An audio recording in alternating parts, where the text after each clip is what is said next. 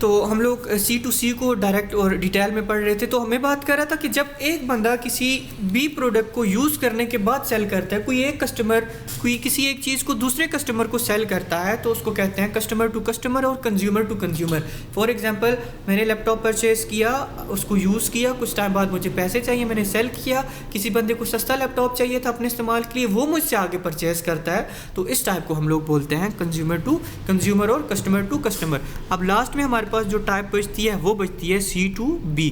अब for example, आप आजकल देखें अफ़गान महाजरीन यहाँ से जा रहे हैं, हिजरत कर रहे हैं, पाकिस्तान से अफ़गानिस्तान की तरफ वो जा रहे हैं। तो अब वो कंज्यूमर्स हैं, उन्होंने जो चीज़ें इस्तेमाल की हुई हैं वो उनको मजबूरन क्या कर रहे हैं, सेल कर रहे हैं। तो जब कभी भी हम लोग कंज्यूमर से प्रोडक्ट परचेज़ करेंगे और आगे उसको सेल करेंगे, तो इसको नाम देंगे consumer to business. For example, मैंने वहाँ से देखा एक जनरेटर सेल हो रहा था, एलईडी सेल हो रही थी, मैंने वो एलईडी किसी कंज्यूमर से ली और अपने पास रख दी, बाद में मैंने प्रॉफिट में बेच दी, ओएलएक्स पे लिस्टिंग करके वहाँ पे मैंने उसको सेल कर दिया। तो इसको हम लोग नाम देते हैं customer to business, C2B। Hopefully आपको बिज़नेस टू बिज़नेस की सारी डिटेल समझ आ गई होगी। बिज़नेस टू बिज़नेस से मुराद ये है कि जब कभी भी कोई भी बायर भी बिज़नेस कर रहा हो, सेलर भी बिज़नेस कर रहा हो, तो उसको बोलते हैं B2B। बिज़नेस टू कंज्यूमर भी आपको अच्छे से समझ आ गया होगा, या बिज़नेस टू कस्टमर भी अच्छे से समझ आ गया होगा कि एक बंदा जो बिज़नेस कर रहा है और दूसरा बंदा बिज़नेस नहीं कर रहा, सेलर बिज़नेस कर रहा है जबकि बायर बिज़नेस नहीं कर रहा। कंज्यूमर टू कंज्यूमर, जहाँ पे बायर भी बिज़नेस नहीं कर रहा और सेलर भी बिज़नेस नहीं कर रहा, उसको कहते हैं कस्टमर टू कस्टमर और कंज्यूमर टू कंज्यूमर।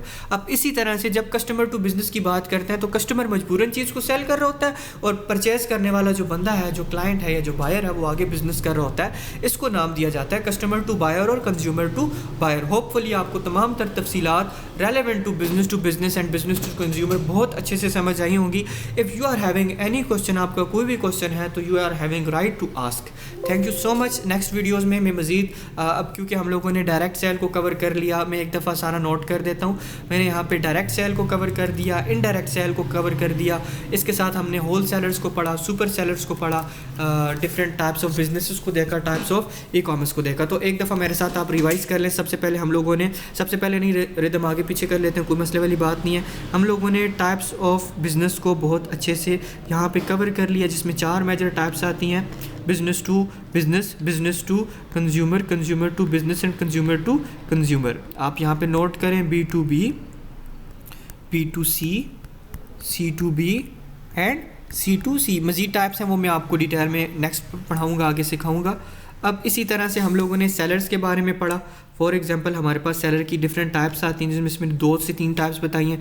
एक आपके पास आता है रिटेलर आता है। रिटेलर कौन होता है? रिटेलर कोई भी एक ऐसा बंदा होता है जो किसी भी सामान को होल सेलर से परचेज़ करता है और आगे डायरेक्ट यूज़र्स को देता है, उसको रिटेलर्स कहते हैं। इसके बाद आपने देखा होल सेलर्स को। होल सेलर का मतलब वो होता है कि जो बंदा किसी भी कंपनी से सामान डायरेक्ट बल्क अमाउंट में परचेज़ करता है और रिटेलर्स पे सेल करता है, उसको हम नाम देते हैं होल सेलर। इसके साथ हम लोगों ने सुपर सेलर के बारे में डिटेल में पढ़ा, जो डुअल नेचर का होता है, दोनों की तरह काम करता है, रिटेलर की तरह काम करता है और होल सेलर की तरह भी काम करता है, उसको कहते हैं सुपर सेलर।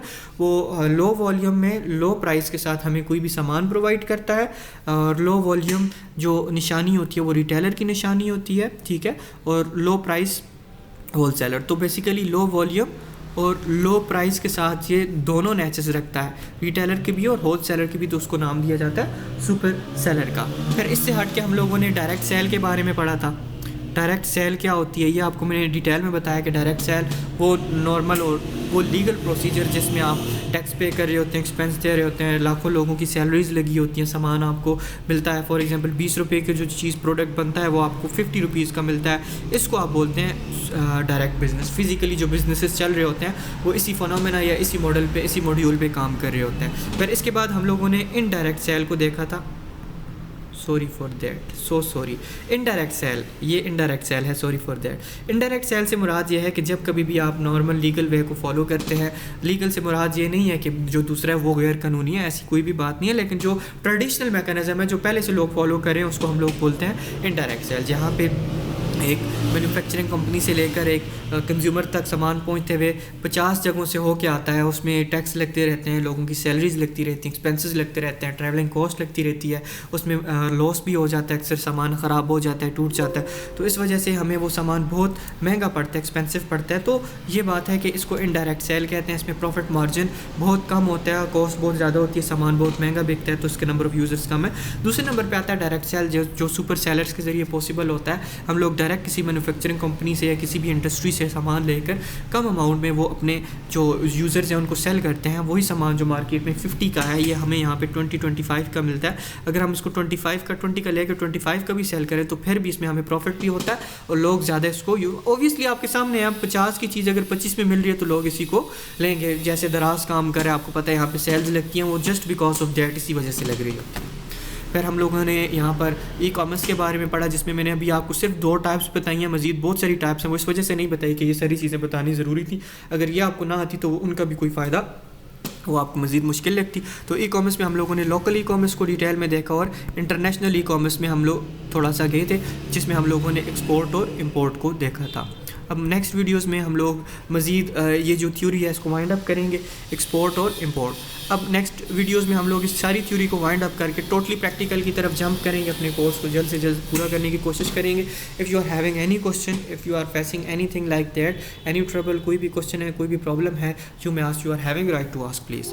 और अगर आपको किसी चीज़ की समझ नहीं आती, मेरा मेथोडोलॉजी है, कोई भी इशू है किसी भी चीज़ का, so you can let me know, I will improve the methodology to train.